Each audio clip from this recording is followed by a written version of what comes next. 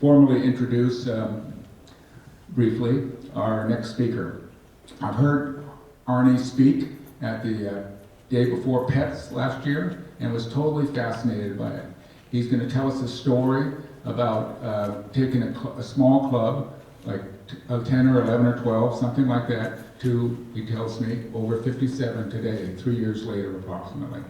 Arnie is a past district governor, Rotary District 7255. I met him first in about 2009, you might not remember, at his RILA camp there. And I was the RILA chairman for our district, and I learned so much.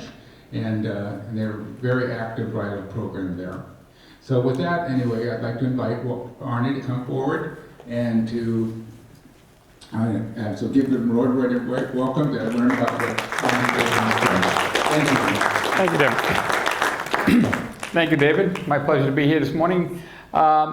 The club that David was mentioning was my home club, Rotary Club in Ronkonkoma.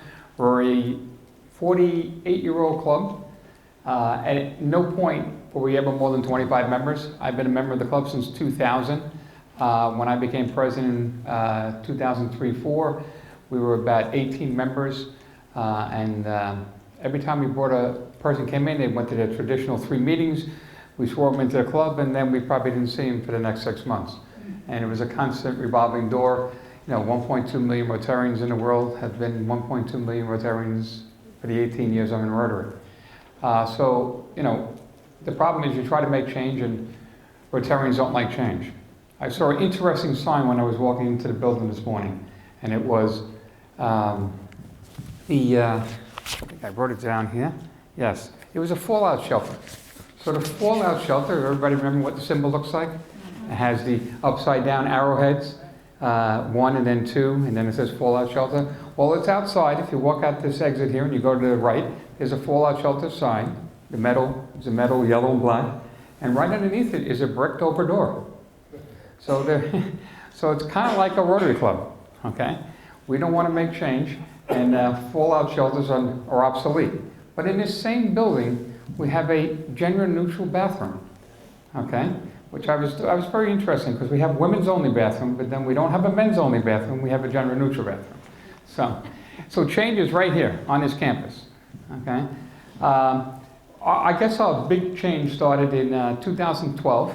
We elected a 24-year-old president of our club. Problem with that was the elders in the club were as older than his grandfather, and the average Rotarian's age in the club was older than his father. So it was kind of tough for him to make change. But in our club, since it was a small club, we had, your presidency was a 2-year stint. So in his first year, he had a very difficult time getting the respect of the club and getting him to do anything. In his second year, he finally convinced the board that he wanted to do a membership drive, not traditionally the way we did it, but he wanted to send a letter out to the businesses in the area, inviting them to a Rotary meeting. It took about a year and a half, because like I said, it was a 2-year stint, to finally agree to that. So we have a very successful fundraiser in our club. We've been doing it for 35 years. It's called the Run Around the Lake. And so we had the resources, and what we did was we bought a mailing list. So we bought a mailing list of all the businesses in Ronkonkoma, and then we also did the 3 surrounding communities that do not have a Rotary Club. And we purchased that mailing list, and then we decided that we were going to have an event, no cost to whoever we invited, and we sent a very formal letter to the business owner saying that we'd like you to come to an information meeting to find out what Rotary has been doing in your community for the past 48 years. And we invited them to cocktails and drinks at no cost. And That event actually happened after his second year of presidency was over. Now, our incoming president, our new president, was now a 31-year-old.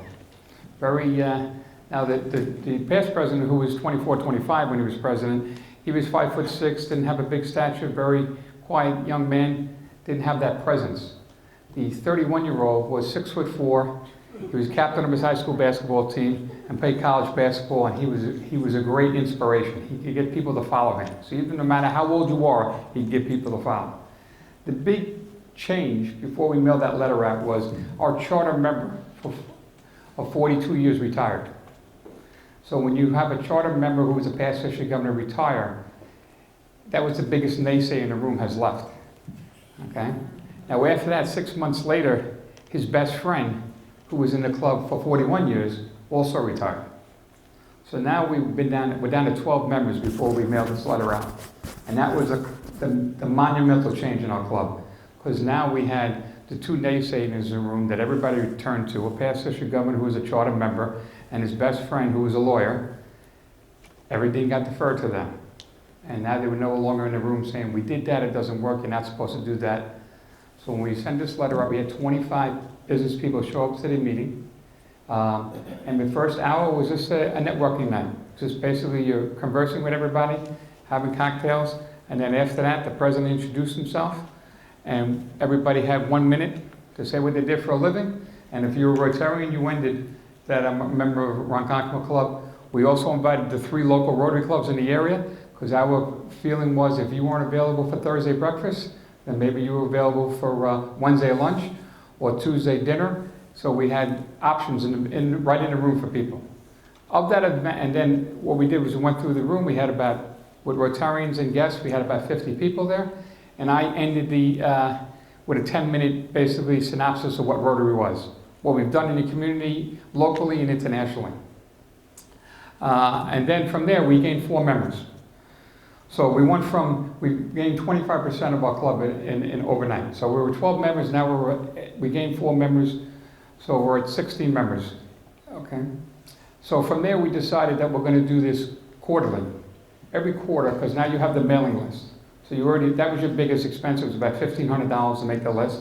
I encourage you, if you do it, that you want to send out all your mailings in first-class mail, because on first-class mail, you'll get a return. So if the address is no good, the person moved, the business is out of business, you'll get that, so you can wean out your list and clean it up. What we also do is we always encourage the other 3 Rotary clubs to stay involved. So besides doing that event, we did that event twice a year, where we invited you for free cocktails and an information meeting. 4 times a year, we did a networking night with the 3 other Rotary clubs. So what we do is we rotated, and each of us hosted an event. And we would have it where they met, where we met, and it's a very easy thing to do at no cost.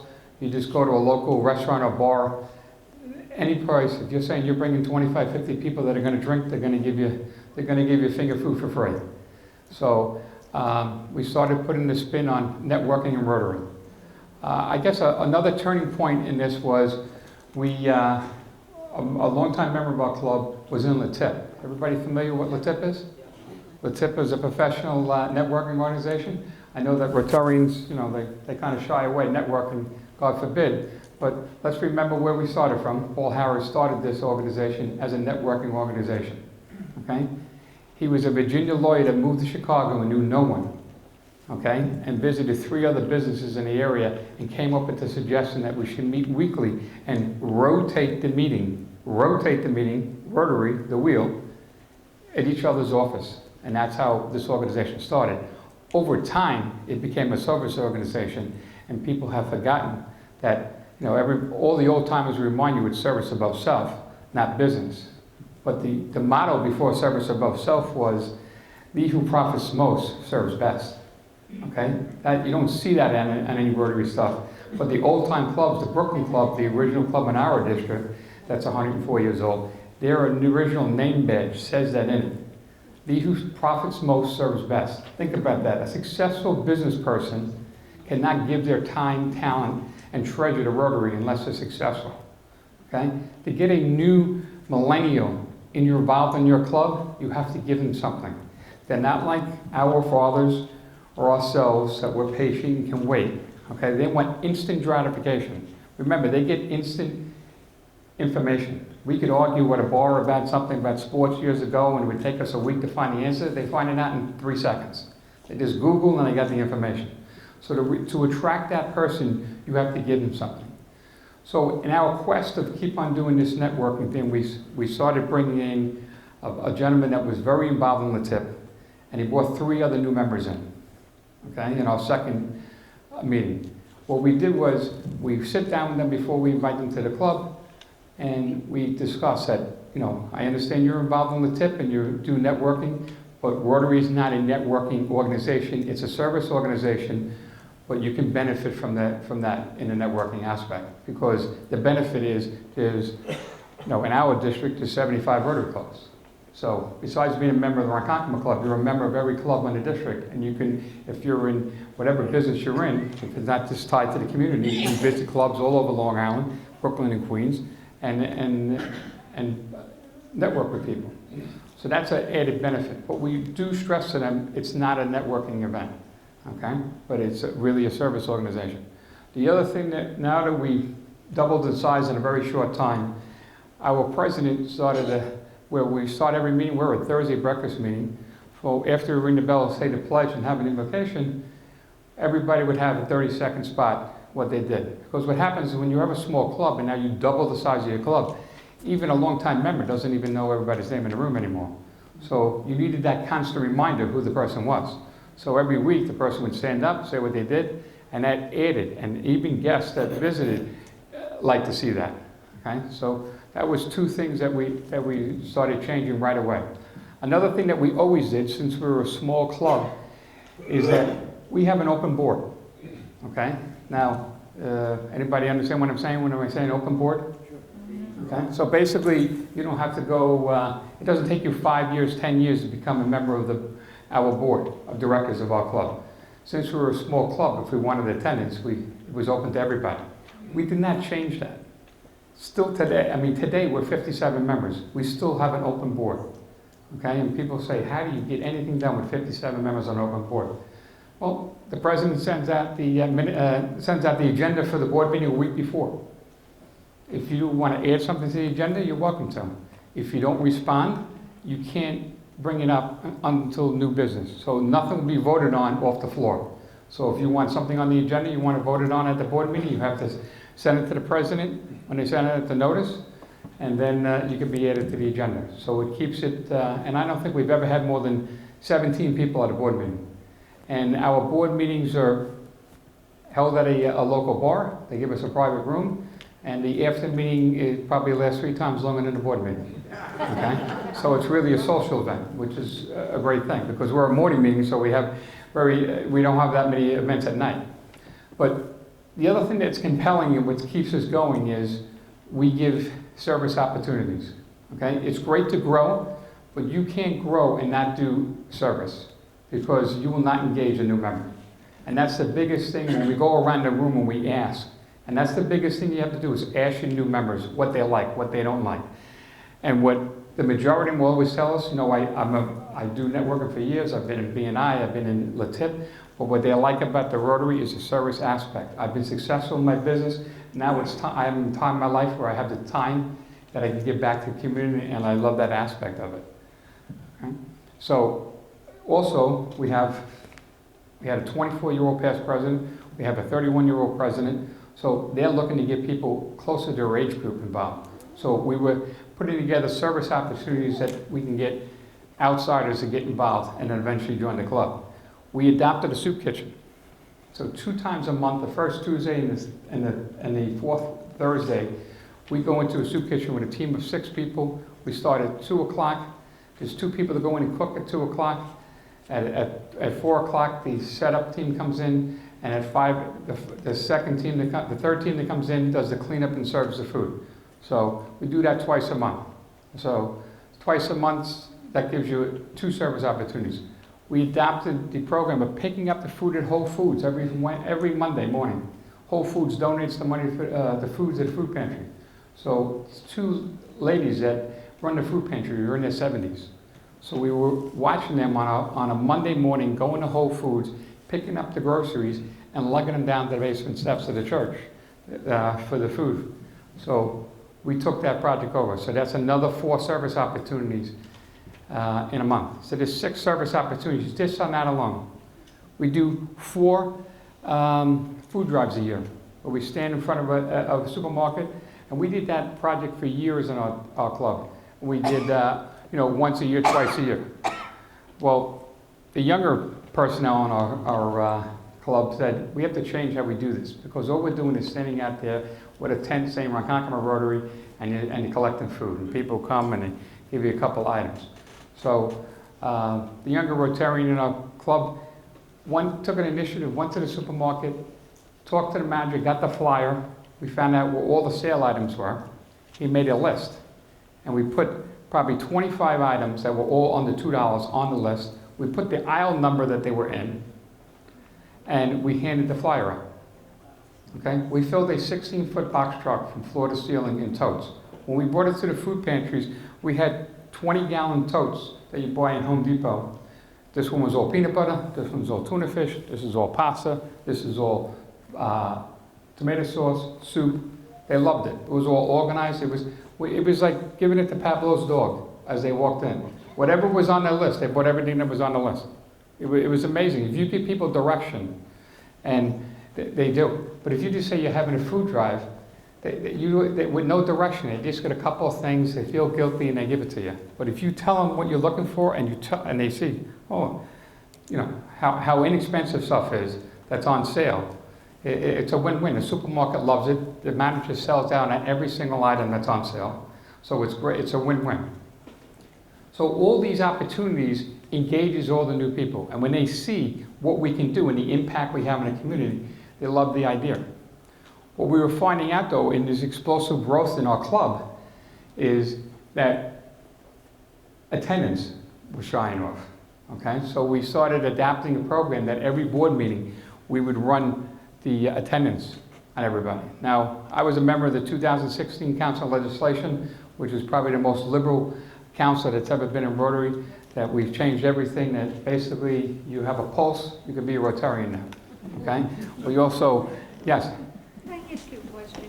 How do you get the millennials who work a regular day or regular week from Monday through Friday to get into a food pantry and do all the things when they only have like maybe a Saturday or Sunday, available? I'm going to get to that. Hold on. To be part of what's going on. Just pass it. I'll get to that. Let me go through, and we're going to have a Q&A at the end. But I'll get to how we engage them. Okay. So, what we do is we require 60% attendance. Even though on the new council legislation you can now flex your schedule to only meet twice a month, we still in our breakfast club still require attendance once a week. And then if we allow you to offset attendance to your club, meaning to go a service project. So we have I told you about 12 service opportunities a month. We have two projects in our club. One is a veterans project, another is a trunk driving awareness program. So we have about 20 service opportunities a month in our club. So there's no reason you can't have 60% attendance in our club. So what we do at a board meeting is we see what your attendance is. If you drop below 60%, so we split it up right in the room, and we say, okay, I'm going to call Bob and Jill, and you're going to call Steve and Jane, and we're going to find out, what's going on. So My question is that you have these millennials who are... I know you're harping on that, but give me a chance. I'm going to get to the millennial part, okay? And they're working at 8. You're making big assumptions, though. So give me a time, and I'll get to you. Okay. So now, when we did that, we got the feedback from the members on why they can't do so. Okay. And we were gonna chop 10 people out of the roster of our new growth. And you hate to do that because you're growing, but what you have to do is you don't want to grow just for numbers. You want substance. So what we ended up doing is we started a satellite club. Okay. And our satellite club meets in the evening. They meet at Panera Bread. There is no meal requirement. Of course, our morning club, our dues are $400 if you're a member of our club. But our morning club, you have to pay for your meals. So you got to pay for breakfast in advance. We don't collect it every week at the door. We bill you quarterly for your meals. So the biggest thing that keeps millennials out of Rotary is the cost of eating. Not the cost of being a Rotarian, the cost of coming to your meeting. Okay, attendance drops in clubs, especially the clubs that pay at the door, because they really can't afford it that week to come to the meeting, especially dinner clubs. It's a killer. Okay, $35 for a meeting, they're not going to come. So if they can't having a bad week, they're not showing up. So when we started our satellite club, it was no meal requirement. It's $400. $100 down, $25 a month in PayPal. There is a millennial walking this earth that can't afford that. They spend more money at Starbucks and 7-Eleven buying coffee a week than what you're asking to pay for a month. So in the satellite club, that's where our attendance is only twice a month. And one of them is a service project, and one of them is a meeting. So the satellite club meets once a month at Panera Bread, and at that 20-minute meeting they have at Panera Bread, they decide what service project they're going to do that month. So they've already inherited, they took over one of the 2 times a month that we work at the soup kitchen. The satellite club does that 1 night a month. So that's their service project, and there are other ones they're meeting. So very easy to get younger people. We have 10 people under 30 in our club. Okay? Anybody could, I mean, you're available on the weekend when you do a food drive. And I know you think that they're not available during the day, but they are, depending on where they work and what they do for a living. They can make themselves available. Okay? So there's different options, but the biggest thing I can stress to you is the open board concept. Okay? What's the first thing we all do? The old timers in the room, when we have a service project or a fundraiser, the new guy's going to do it. I paid my dues. I've been doing this for 15 years, 20 years I've been doing this. You're doing it now. You become basically the slaves. Okay? And it's the truth. You do everything. You do all the hard labor. Okay? The problem is the young people that you're bringing into the club that you want to do all the hard labor, you never give them a seat at the table. So basically, they did everything to make this fundraiser successful, but they're not on the board, so they have no word on how the money's spent. That pisses people off. Okay? Especially pisses people off that are millennials, because they're no fools. They know that they're doing everything just like they do at home for their parents, and they're reaping all the benefits, and they're getting nothing out of it. But if you allow them to come to the meeting and be on the board and make a decision, and they have just the same opportunity as Sam, who's been in the club for 45 years, and they want to bring a suggestion up that they know a family that's in need, or they have a friend that has a foundation that's looking for a scholarship, that has a lot of credibility. Now they're engaged. They're engaged big time. Now they can come and bring ideas to the table and willing to bring an idea for a fundraiser or a service project, because they have just as much say and equal say as everybody else.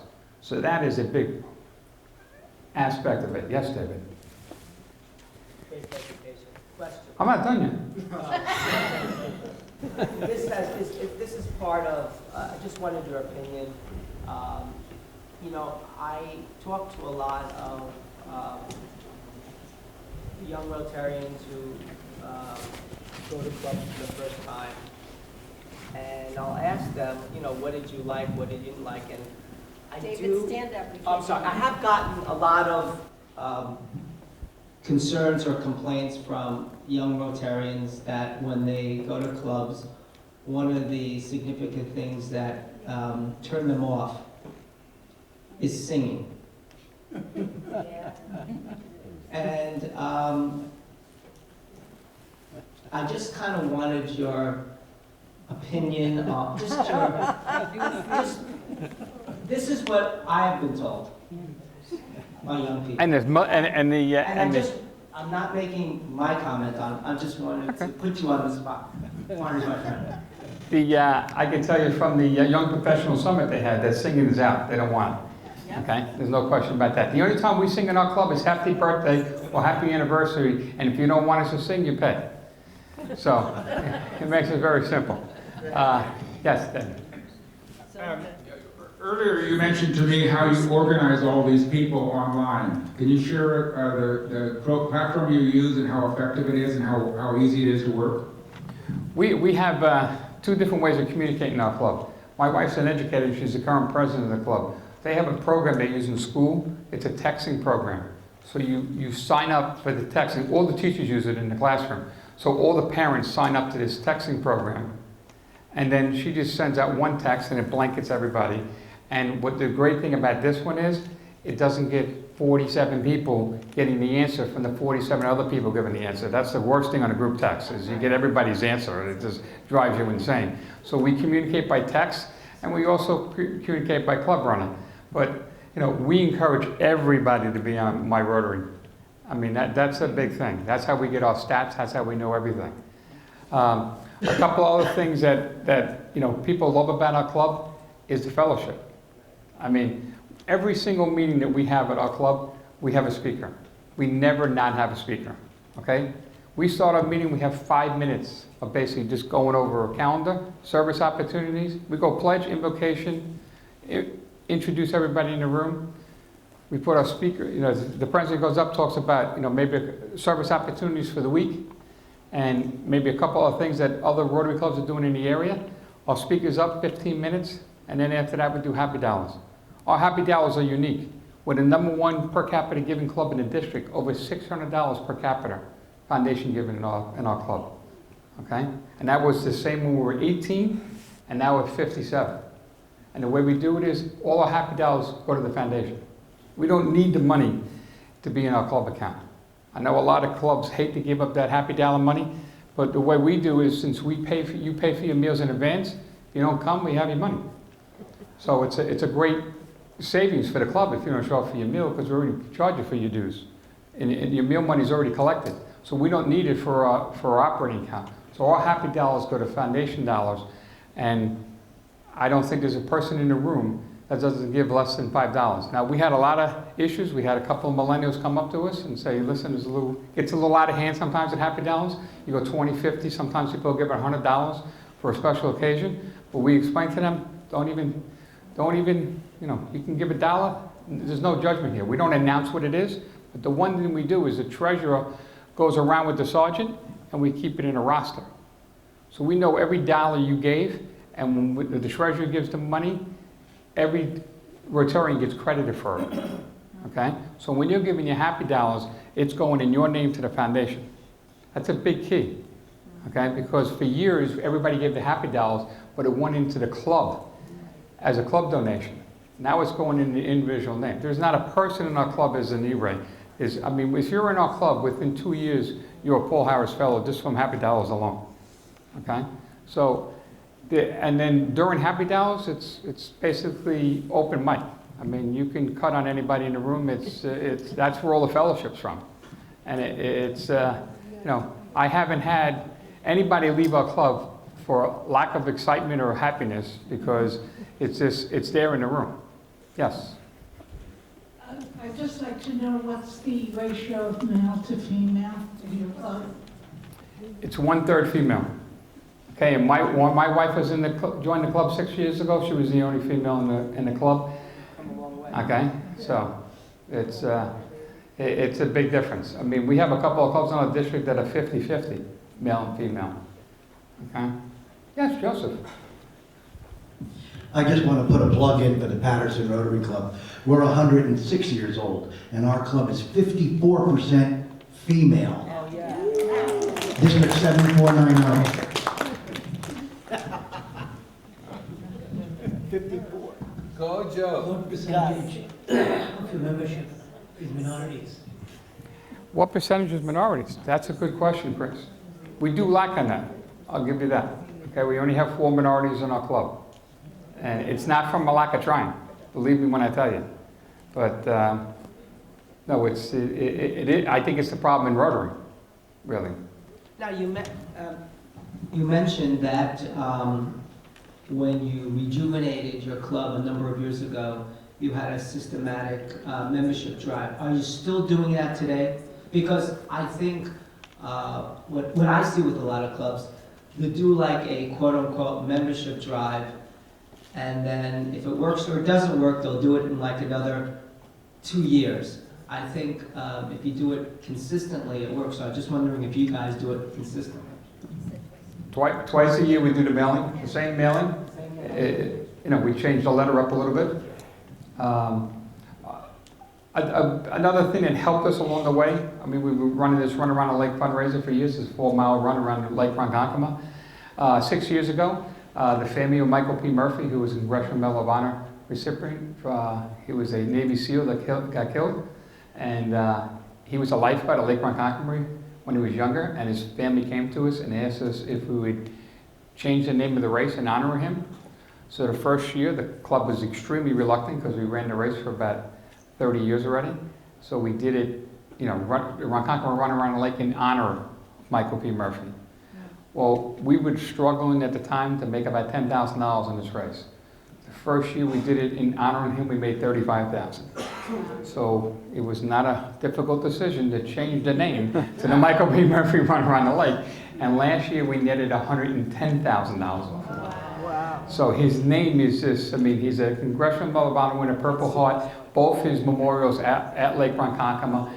It brings out volunteers like unbelievable. We have a virtual race where this year we're going to have people running virtually in all 50 states of the country. He has a destroyer called the Michael P. Murphy Destroyer. They run the race on the destroyer. They also run it in Afghanistan. So it's amazing. The greatest thing we did ever, talk about PR, we spent $15,000. I know everybody familiar with Fleet Week? Yeah. Okay, in New York City? Yep. Well, that starts on a Friday, Fleet Week. They all come into the harbor. Well, in Brooklyn, they have this big event where where the ships dock and they serve lunch and drinks to all the guys on the ships. Okay, and they have all vendors. So we spent $15,000 to be a sponsor of this, along with 3,000 other vendors. And our tent was, and we did it as Ronkonkoma Rotary Club with the Michael P. Murphy Run Around the Lake. So we were hoping to promote the race because we wanted to get all the ships to be involved on the virtual race. Well, we were right next to the Home Depot Foundation. When the Home Depot Foundation found out what we did and what the race was about, they give us a $15,000 check every gift card for Home Depot to buy anything we need for the race. Now we line the whole entrance to the park with American flags, thanks to Home Depot. They send 20 people to volunteer. They set up tents, and when you got runners, you got young kids, they do those little workshops where they make stuff. So just on that $15,000 investment to be a sponsor of that race, we get $15,000 a year just from the Home Depot Foundation. And I mean, we don't know how to buy water at that $15,000. We buy water from Home Depot, we buy the flags. I mean, we have a thing where we buy the flags and then we give the flags to people for a donation. So it's just, when you spend money, you make money. When you get to a different tier in the nonprofit world, it's amazing how people want to come out and be a part of it. So, and that event, I mean, I was fortunate enough to be a district governor in 2010-11, and one of the greatest things you do when you're a governor is you visit every club in the district. And when you visit every club in the district, you get to get, the goods and bads, and you find out that happy dollar thing when you give it all to the foundation. I got that from one of my clubs. We just perfected it. And then the other big thing I picked up was, just, you got to change things around. There's clubs that do the same thing every year. What I would go in, I was always asked, first question I asked when I met with the board as a governor, what is your staple project? 3/4 of their staple projects was their fundraising. So don't get confused here. I didn't ask what your fundraiser was. I asked what your staple project in the community was. Oh, our golf outing is very involved. It takes 6 months to plan. Everybody's engaged. I'm like, it's a fundraiser. It's not a project. So keep that in mind. Yes. Yes, sir. Do you guys have a foundation as part of your club? And if so, when was it created? Yes, when I was governor, we created a foundation in our club as well as our district. So we have a district foundation, and our district foundation is strictly a wash-through foundation, where clubs that are not foundations and are going to solicit donations for nonprofits. You can't get if you're a 501c3, you can only give money to another 501c3. So our district foundation is set up that if you're not your club does not have its own foundation, that you can have the check written to our district foundation, and we will cut you back a check to your Rotary Club. Does that district foundation get to specify? Absolutely not. We have nothing. It's basically we just make it so you can get a donation. And our club we have our own nonprofit because we have that big race, so we get a lot of donations. So we started our own nonprofit for that reason. How long ago? About 7 years ago.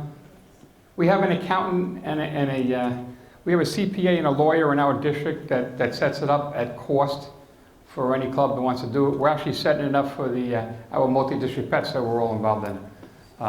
Because all these years we're doing it, we're paying sales tax, and there's no reason we should be paying sales tax. All we have to do is make it a foundation. Thank you very much, Arnie. I don't know about you, but I'm inspired. And part of the takeaway for me is, number one, growing a club by being consistent on a successful program. Part of the Ronkonkoma Club demonstrates what incoming Governor Chris wants. Think big, because if they can do it, we can do it, like your project, and learn from others. So thank you very much. In the beginning of the story, I talked about that 24-year-old president. Yeah. He's my son. He's a district governor nominee. So he's going to be David's classmate. Okay, he'll be the youngest governor in probably our zone in, I can't remember, ever. I mean, because as far as I know, before the early parts of Rotary, the youngest district governor was Ray Klingsmith, and he was 34. So he'll be 32 when he's governor. What? No, Drew, he'll be younger than Drew. I know Drew very well. Thank you.